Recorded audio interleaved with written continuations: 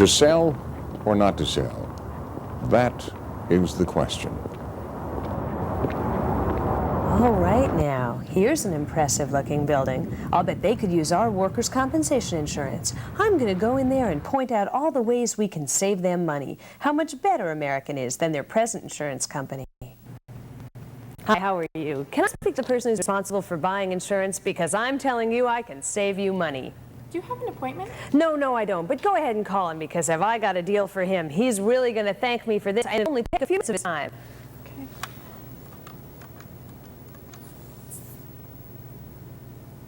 Hello, there's a woman down here who would like to speak with you for a few minutes. She says it has to do with insurance.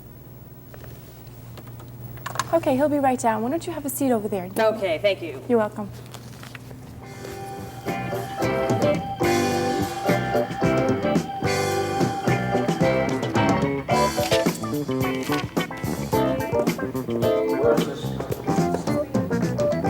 Hi, I'm Lisa Carboni from American Mutual, and I think a growing company such as this one would be interested in our workers' compensation insurance. We've been in the business 100 years, and our workers' compensation insurance can save you 20%. If you'll just give me Well, I'm happy enough with my workers' compensation program, but I could use some help with general liability and auto insurance. I wonder if American Mutual deals with those. Well, probably not. I'm sure she would have said so right up front. I'm sure you'll find it worth your while. Let me give you a quote so we can see how much money we can save you, but I'll need your present policy. Well, I'm really quite satisfied with my workers' compensation, so why don't you just leave me your business card, and if we have any problems, we'll get back in touch with you. Are you sure? I really think we could help you. Trust me, I'm quite sure. Good day. What did she do wrong? In the scene you just watched, Lisa Carboni is an industrial insurance sales representative. In her 2 years as a salesperson, she has yet to find a consistent, successful approach. What does she do wrong?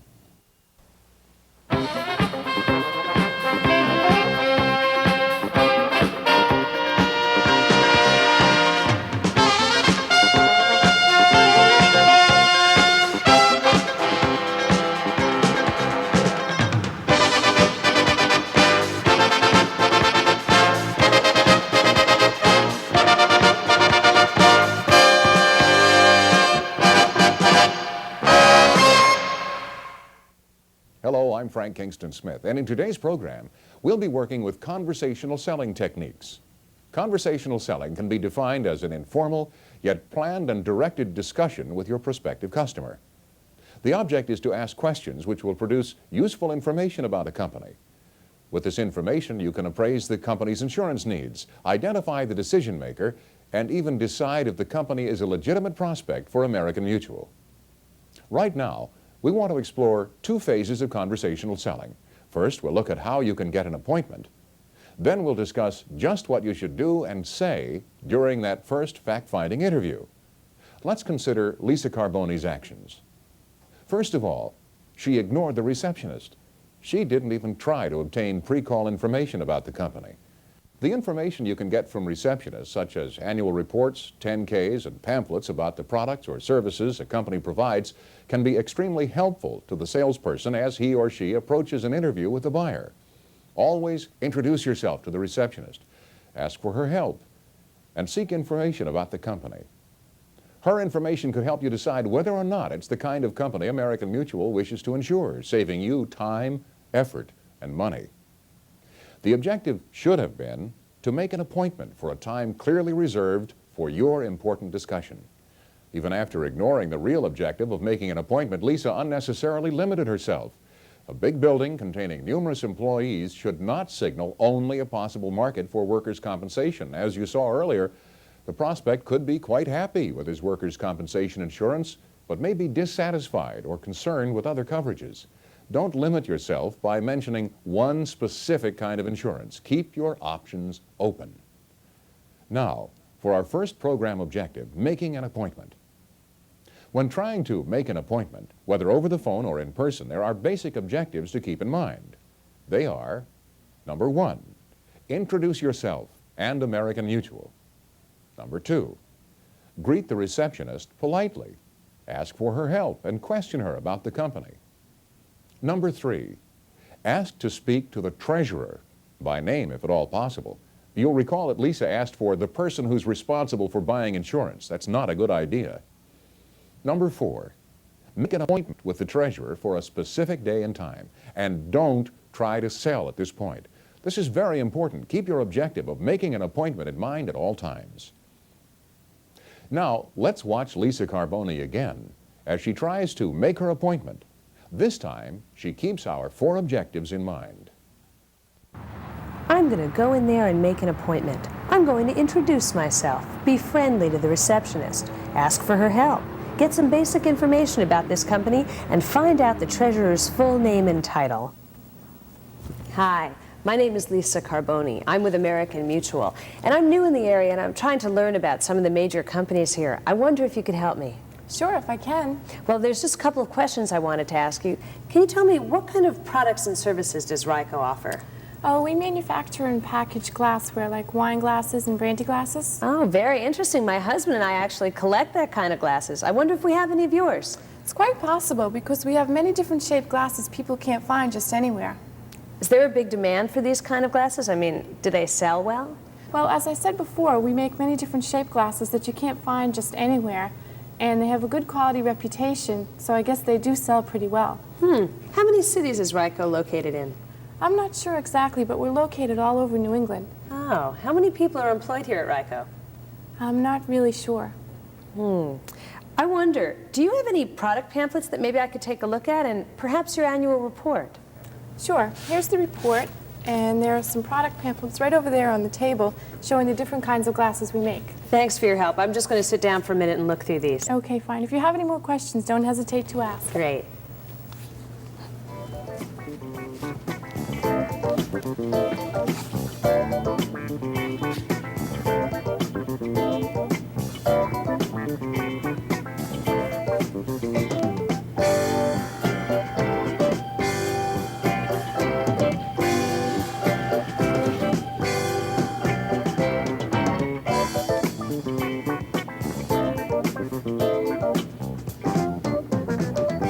You're right, these glasses are very nice, and my husband will enjoy looking at the product pamphlets. I wonder, can you just tell me if Mr. Starker's title is still the same as is listed in the report? Yes, it is. Would you call him for me and tell him I'd like to speak to him for 87 seconds? And make sure you say 87 seconds. Why 87 seconds? Because that's all the time I need to talk to him. Please, just make sure you say 87 seconds. Okay. Thanks.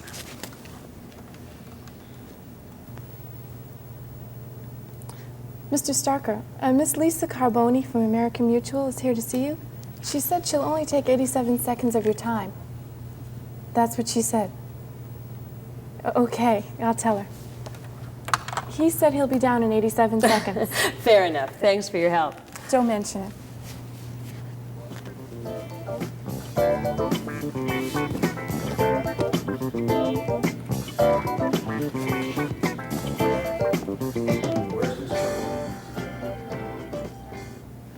Hi, Lisa Carboni, American Mutual. Robert Stocker. So what do you have that's going to take only 87 seconds? Well, I appreciate your talking to me. There's a couple of things I wanted to talk to you about. First of all, I wanted to introduce myself. Secondly, I've been looking through your literature and I'm quite impressed. I wonder if we could set up an appointment that was mutually agreeable. There's some things I'd like to talk to you about. Do you have any time this week or perhaps next? This week's a little bit busy for me. How about sometime next week? Fine. Early or late in the week?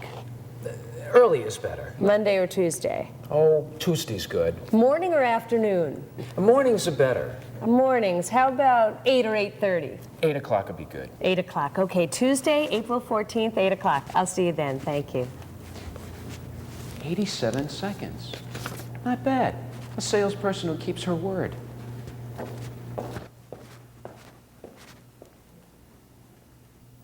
Excuse me, one last favor. Could you make sure that Mr. Starker gets this today? Sure, I'd be happy to. Thank you very much. It's been nice meeting you. Nice meeting you too. Have a good day now. You too. Bye-bye. By keeping those 4 objectives in mind, this salesperson was able to get the appointment. Let's go through the objectives again. First, introduce yourself and American Mutual. Hi, my name is Lisa Carboni. I'm with American Mutual. Second, be polite to the receptionist. Ask for her help and question her about the company. I wonder if you could help me. Sure, if I can. Well, I'd like to ask you a few questions. Tell me, what kind of products and services does RICO offer? Oh, we manufacture and package glassware like wine glasses and brandy glasses. Really? What a coincidence. My husband and I collect those kind of... Third, ask to speak to the treasurer, whose name you should have gotten from either the annual report, 10K, or the receptionist. One other thing I wanted to ask you, is Mr. Starker's title still the same as listed here in the report? Yes, it is. Would you do me a favor? Would you tell him I'd like to speak to him, please, for just 80... Fourth and finally, make the appointment for a specific date, day, and time. And always keep in mind your objective is to make an appointment. So ask for it.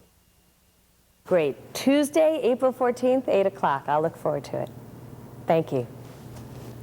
Don't try to sell insurance yet. Now, you might come across a situation in which the treasurer would like you to help him right away. He might say, "Great, I've got papers all over my desk and I need help. Come on up." Don't do it.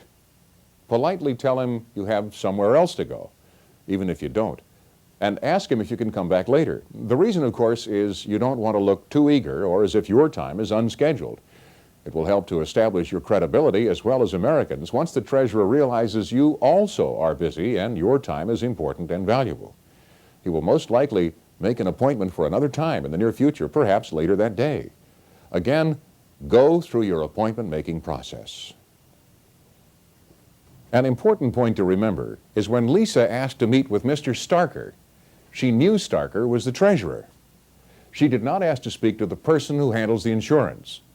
To a receptionist, the person who handles the insurance might be a claims clerk.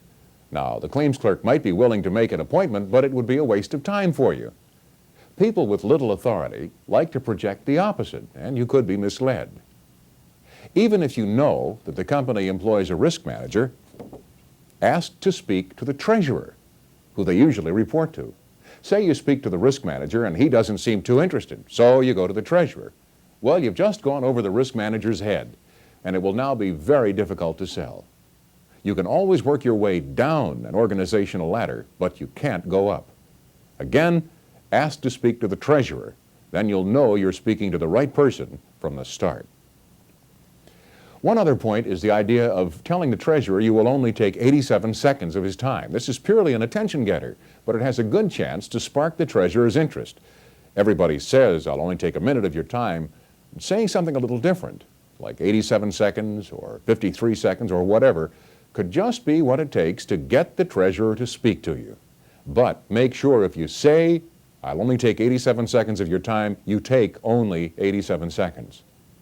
At this point, I'd like to mention that obviously not everyone will be willing to make an appointment. With all your persistence, the treasurer may say he just doesn't want to see you again. Fine, they're not interested, but you've done your job. Move on to another prospect. Now, once you've made an appointment, you must decide what to do when you're there. There are four main objectives to keep in mind at the first interview. 1, determine that you are talking to the actual company insurance buyer. 2, begin gathering information about the company, such as size, structure, financial situation, business goals, customers, and so on. 3, start to build a friendly rapport with the prospect. After all, you're going to be a part of their management team. And 4, set a date for a subsequent follow-up interview, indicating you'll return with the information the prospect has shown interest in. Many of our salespeople are not aware of these objectives. Let's watch Lisa Carboni at the first interview. She's got a good potential, but she uses the wrong approach. Hi, Mr. Starker. How are you? Fine. Why don't you have a seat? Oh, thank you. What a lovely home. Is that yours? Oh, yes, it is. It's our summer house. Where's it located? It's on Cape Cod in Hyannis. Is it insured? Why, yes, it is. Would you mind telling me who insures it? Well, Wausau. What about the company, Mr. Starker, RICO Glass? Who provides its present workers' comp insurance?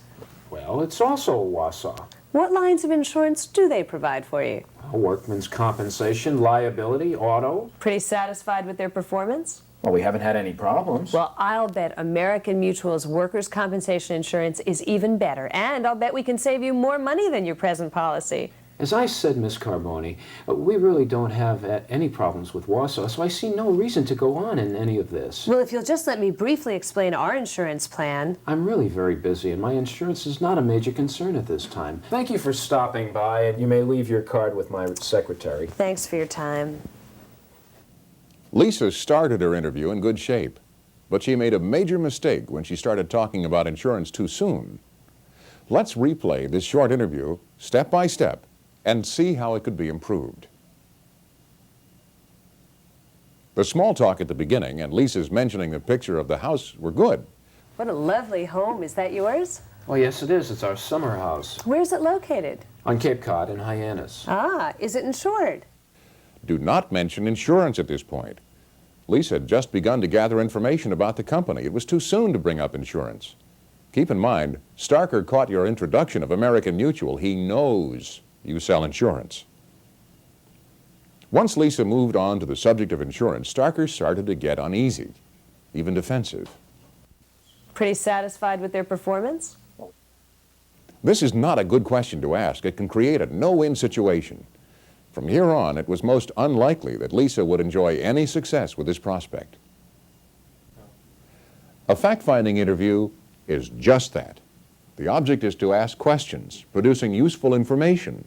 This information can then be used to answer questions about insurance without your actually having to use the word insurance. You're also in a position to build a friendly rapport with the prospect, so show interest in whatever the person has to say. The secret is to be an active listener. Don't start out as Lisa did by being friendly and asking questions about the house only to relate it directly to insurance. This makes the prospect feel you're only out to sell insurance. It's important to remember that you should say the same thing to every prospect, even though you've heard these questions 1,000 times before. Your prospect hasn't. There's no need to get fancy by saying something different and possibly ruin a good thing. When you find a conversational selling routine that works, stick with it. Let's take a look at a first interview once again, this time taking a conversational selling approach. Good morning, Mr. Starker. How are you doing? Fine. Why don't you have a seat? Thank you very much. What a lovely house. Is that yours? Yes, it is. It's our summer house Where's it located? on Cape Cod in Hyannis. Is it right on the water? Well, as a matter of fact, it is. We just put sliding glass doors on the waterfront side this past summer. That's fabulous. I really enjoy the water myself. In fact, I always say an oceanfront view is a surefire sign of success. There are some other people who seem to be doing quite well around here, your salespeople. I passed an office down the hall which had a beautiful picture of a sailboat. I guess that's your sales manager's office. Oh, no. That's Karen Renew's office. She's our top salesperson this year. She and her husband love to sail, and that's a brand new folk boat that they just bought. Wow, terrific. Tell me, about how many salespeople do you have here at RICO? Well, there are 15 throughout the New England area. There are 5 in this building. 5? What a coincidence. When I was coming in, I saw 5 Thunderbirds all lined up in your parking lot. Do you provide company cars? Yes, we do. 1 per salesperson. Thunderbirds, no less. Even the salespeople who aren't located here at this office? That's right. We like all our salespeople who are selling top-quality goods to drive top-quality cars, no matter where they are. Exactly how many offices do you have? Let me see, 7. 1 in each of the New England states, except Massachusetts, which has 2. This is our home office. Very impressive. How many employees are there in this organization? I'd say there's about 2,000. 500 are located in this building. Would you say this is mainly a manufacturing location, or? Well, I suppose mainly, along with corporate administration, although we do a bit of everything here. We're in the process of expanding now, so I think eventually we'll get even more involved in the sales end of things. You know, last year when I called here, I spoke with a Mr. John Jacobs who had your title. This must be a promotion for you. Well, actually it is, and I must say I really enjoy the broader responsibility. I can understand that. It is a lot of responsibility making all the financial decisions. It's good you enjoy it. Well, I've been with the company a long time, and I know the kind of quality merchandise we provide. I'm pleased to be in a position where I can help to maintain our high standards. I'm sure with an attitude like that, this company will go far. I'm curious, Mr. Starker, how do you market the products you manufacture? I mean, do you go through a distributor or do you deal direct? Oh, we have distributors. Well, what about shipping? Do you do it here or do you use a separate agency? We generally use our own trucks, but on occasion we go to outside agencies for special delivery and the like. Do all of your locations have their own trucks, or are they all located here? Each location has its own. I see. Have you had many problems with merchandise being broken when it's being shipped by truck? I mean, I know some of that glassware is very fragile. We package everything very carefully. The insides of the trucks themselves are padded, and breakage actually hasn't been much of a problem for us. What about truck maintenance? Has that been any kind of problem? Well, we've had some problem with that. Do you use vehicle maintenance records? No, we don't, but now that you mention it, it does sound like a good idea. I think I know where I can get you an example of one. Let me see what I can do. Thank you. That sounds fine. Well, Mr. Starker, it's clear to me you run a top quality operation here. I was telling your receptionist, by coincidence, my husband and I happen to collect this kind of glassware. I saw some very nice pieces in the catalog. Is it possible? Without ever mentioning the word insurance, Lisa has met her objectives. By using the conversational selling technique, Lisa not only gathered useful information, but gave useful information, and began to establish a cordial rapport with Mr. Starker. The last step is to make another appointment. This is done by offering to bring your prospect the information he or she has shown an interest in. Thank you. Well, it's been a real pleasure talking to you. Do you think we could set up a date now for me to come back and bring you an example of that vehicle maintenance record? Well, that sounds fine.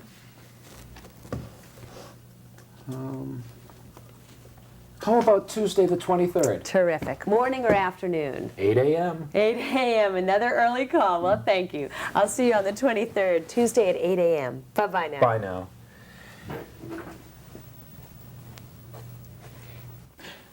That woman has some helpful ideas. Now she's heading in the right direction to sell insurance. Remember, move slowly.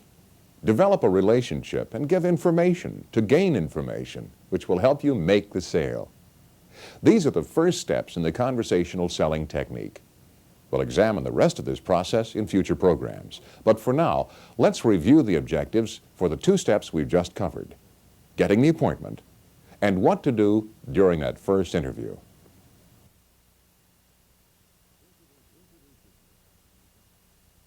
Introduce yourself and the company. Hi, my name is Lisa Carboni. I'm from American Mutual. Be polite to the receptionist, ask for her help, and question her about the company. I wonder if you could help me. Sure, if I can. Tell me, what kind of products and services does RICO offer? Oh, we manufacture and package glassware like wine glasses and brandy glasses. Really? What a coincidence. My husband and I collect those kind of glasses. Ask to speak to the treasurer by name, if at all possible. I wonder, can you just tell me if Mr. Starker's title is still the same as is listed in the report? Yes, it is. Would you do me a favor? Would you tell him I'd like to meet him? I'll only take it. Make the appointment for a specific day, date, and time. Let's set up a time really early. How about 8 or 8:30? 8 o'clock would be fine. 8 o'clock, great. Tuesday, April 14th, 8 o'clock. I'll look forward to it. Thank you. Now that you have your appointment, here once again are the objectives to keep in mind at the first interview. Begin to build a friendly rapport with the prospect. Hi, Mr. Starker. How are you? Fine. Why don't you have a seat? Oh, thank you. What a lovely home. Is that yours? Oh, yes, it is. It's our summer house. Where's it located? On Cape Cod in Hyannis. Right on the water? As a matter of fact, it is. And we just put sliding glass doors on the waterfront side this past summer. That's wonderful. I really enjoy the water myself. In fact, I always... Confirm who the actual insurance buyer is. I can understand that. It's quite a responsibility handling all the financial decisions. It's good that you enjoy it. Well, I've been with the company a long time, and I know the kind of quality merchandise we provide. I'm pleased to be in a position where I can help to maintain our high standards. I'm sure with attitudes like... Begin to gather information about the company, such as size, structure, financial situation, customers, and so on. Tell me, about how many salespeople do you have here at RICO? Well, there are 15 throughout the New England area. There are 5 in this building. 5? What a coincidence. When I was coming in, I saw 5 Thunderbirds all lined up in your parking lot. Do you provide company cars? Yes, we do. 1 per salesperson. Thunderbirds, no less. Just for the people in this building? Oh, no. Actually, it's for all of our salespeople. They're selling quality products, so we like them to drive quality cars, no matter where they are. Exactly. set a date for a follow-up interview, indicating you'll return with information the buyer has shown interest in. Could we set up a date now for me to bring you an example of that vehicle maintenance record? Sounds fine. How about Tuesday, the 23rd? Great. Morning or afternoon? Oh, 8 a.m. 8 a.m., another early call. 8 a.m. on the 23rd. I'll look forward to seeing you then. Thank you. Goodbye. These are the objectives to keep in mind at the start of the conversational selling process. At this point, don't try to sell a policy and avoid using the word insurance. You're an insurance professional offering ideas and methods to help the buyer improve his company. By the way, Lisa Carboni permanently adopted the conversational selling method, and she's on her way to making Quota Quality Club this year. You too can qualify for Quota Quality Club. Try the conversational selling method on your next prospect. To sell or not to sell? There never really was a question. The answer is to sell.